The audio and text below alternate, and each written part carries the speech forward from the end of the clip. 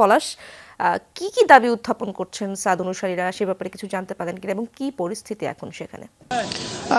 সকাল 8টা থেকে কিন্তু তারা গাজীপুর মেট্রোপলিটন পুলিশ কমিশনার অফিসে তারা অবস্থান নিয়েছে। অর্থাৎ এখানে যারা সমন্বয়করা রয়েছে এবং যারা বিভিন্ন বিশ্ববিদ্যালয়ের শিক্ষার্থীরা রয়েছে তারা সহ যারা শীর্ষ মুরব্বীরা তারাও কিন্তু ঠিক একই দাবিতে নিয়ে গাজীপুর পুলিশ কমিশনার যে মূল ফটক রয়েছে সেখানে কিন্তু তারা অবস্থান নিচ্ছে।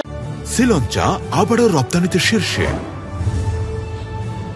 অর্থাৎ তারা এখন যেহেতু জোহর নামাজ, সেক্ষেত্রে তারা নামাজ আদায় করবে। নামাজ আদায় করে এখান থেকে একটি অংশ ইস্তেমামুখী হবে এবং যারা বাকিরা রয়েছে তারা এখানে তাদের যে কার্যক্রম সেই কার্যক্রম রবে। এখানে আমরা বেশ কয়েকজনের সাথে কথা বলছি, শিক্ষার্থীদের সাথে কথা বলছি।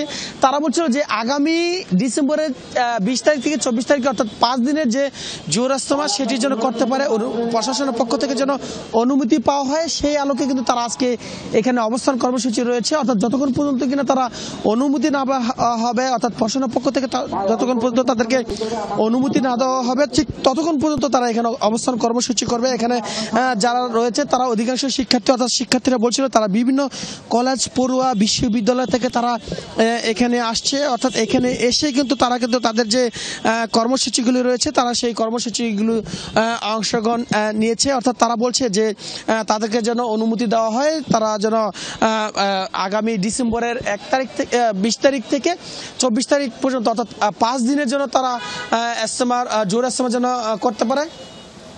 পলাশ, ধন্যবাদ আপনাকে, বিস্তারিত তথ্য আপনি জানাচ্ছিলেন।